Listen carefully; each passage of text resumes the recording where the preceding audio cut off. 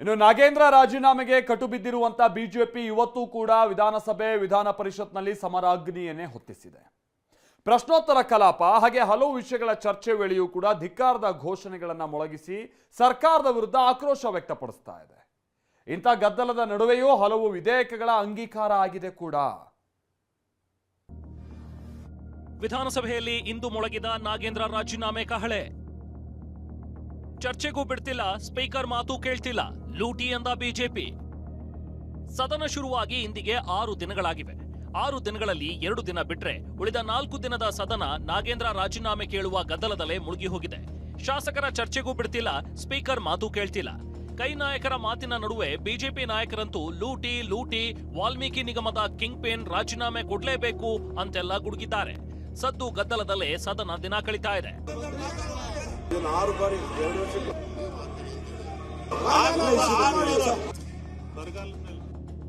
ಇಂದು ಸದನಕ್ಕೆ ಬರುವ ಮುನ್ನ ಬಿಜೆಪಿ ನಾಯಕರು ವಿಧಾನಸೌಧದ ಮೊದಲ ಮಹಡಿಯ ಕಾರಿಡಾರ್ನಲ್ಲಿ ಪ್ರತಿಭಟನೆ ಮಾಡಿದ್ರು.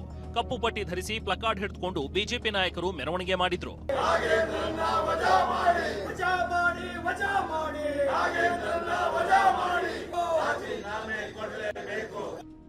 ನಾಗೇಂದ್ರ ಮೇಲೆ ಯಾವ ಕೇಸ್ ಇಲ್ಲ ಅಂತ ನಿನ್ನೆ ಪರಮೇಶ್ವರ್ ಸದನಕ್ಕೆ ಉತ್ತರ ಕೊಟ್ಟಿದ್ರು. ಇದನ್ನೇ ಉಲ್ಲೇಖಿಸಿದ ಆರ್ ಅಶೋಕ್ ನಾಗೇಂದ್ರ ಮೇಲೆ 24 ಕೇಸ್ ಇದೆ ಎಂದಿದ್ದಾರೆ. ನಿನ್ನೆ ಪರಮೇಶ್ವರ್ ಬಹಳ ದೊಡ್ಡದಾಗಿ ಹೇಳಿದ್ರು, ಅವ್ರದ್ದು ಯಾವ್ದು ಕೇಸ್ ಇಲ್ಲ, ಅವ್ರದ್ದು ಬಹಳ ಕ್ಲೀನ್ ಚಿಟ್ ಅಂತ. ನನ್ನ ಹತ್ರ ಎಲ್ಲ ಲಿಸ್ಟ್ ಇದೆ ಅವರು ಮಾಡಿರುವಂತದ್ದು. 24 ಕೇಸ್ ಇದೆ ಅವ್ರ ಮೇಲೆ.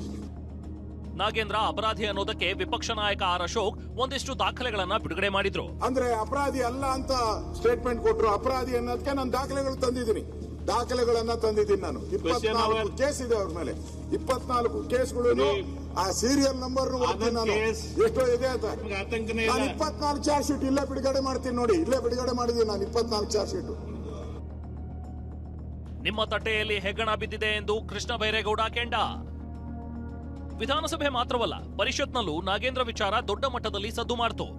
ಛಲವಾದಿ ನಾರಾಯಣ ಸ್ವಾಮಿ ಪ್ರಸ್ತಾಪ ಮಾಡ್ತಿದ್ದಂತೆಯೇ ನಿಮ್ಮ ತಟ್ಟೆಯಲ್ಲಿ ಹೆಗಣ ಬಿದ್ದಿದೆ ಅಂತ ಕೃಷ್ಣ ಬೈರೇಗೌಡ ರೋಷಾವೇಶಗೊಂಡ್ರು. ಚರ್ಚೆಗೆ ಸರ್ಕಾರ ತಯಾರಿದೆ, ಚರ್ಚೆ ಮಾಡೋದಕ್ಕೆ ನಾವು ತಯಾರಿದ್ದೇವೆ. ಅವರು ಯಾರ್ಯಾರ್ದು ರಾಜೀನಾಮೆ ಕೊಡಿಸಬೇಕು ಎಲ್ಲ ರಾಜೀನಾಮೆ ಕೊಡಿಸಿ ಮಾತಾಡ್ಲಿ, ನಾವು ತಯಾರಿದ್ದೇವೆ. ಅವರಲ್ಲಿ ಇವ್ರ ಮನೆಯಲ್ಲಿ ಹೆಗ್ಗಣ ಬಿದ್ದಿದೆ, ಮನೆಯಲ್ಲಿ ಹೆಗ್ಗಣ ಇವ್ರ ತಟ್ಟೆಯಲ್ಲಿ. ಹಣ ತಿಂದಿರೋದು ಎಲ್ಲಿ ಸಾಬೀತಾಗಿದೆ ಅಂತ ಸಚಿವ ಯತೀಂದ್ರ ಸಿದ್ದರಾಮಯ್ಯ ಬೆಂಕಿ ಉಗುಳಿದ್ರು.